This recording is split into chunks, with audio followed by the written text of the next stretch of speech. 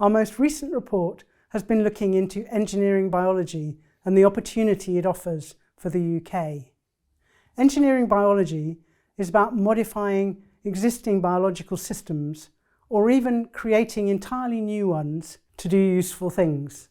And those useful things can be as diverse as developing drought-resistant crops as our climate continues to change, or indeed making new fuels out of waste. We believe this could be a great opportunity for the UK, but in order to get that result, there are quite a number of policy areas that the government has to address.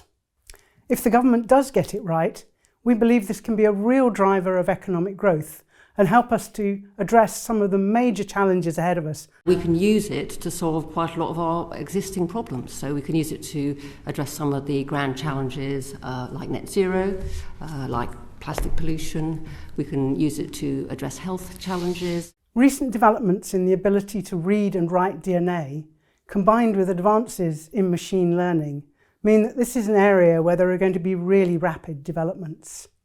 The UK was early into this field and made great progress over the last 10 to 15 years.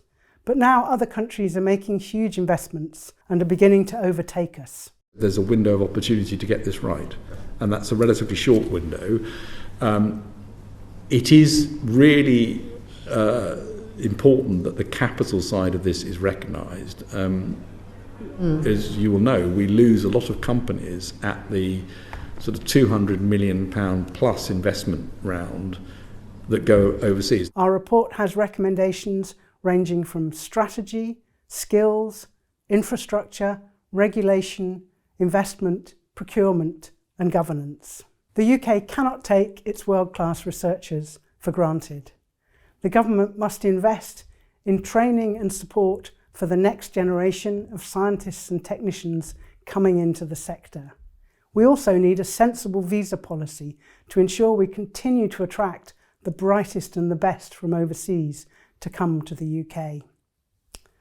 Infrastructure and laboratories are also critical for both researchers and for industry, and we must make sure we have the facilities and the funding to enable these to be effectively used.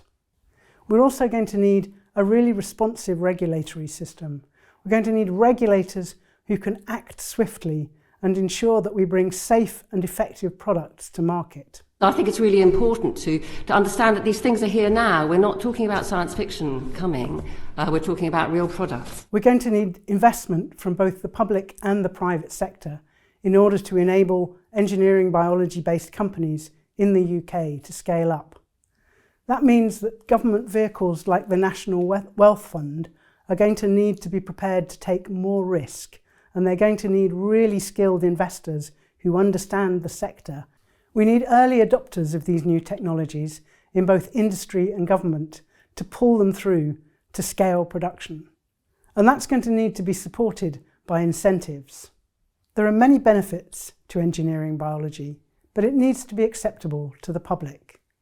The government, therefore, needs to support an engagement campaign to help the public understand the benefits of the technology and address their concerns.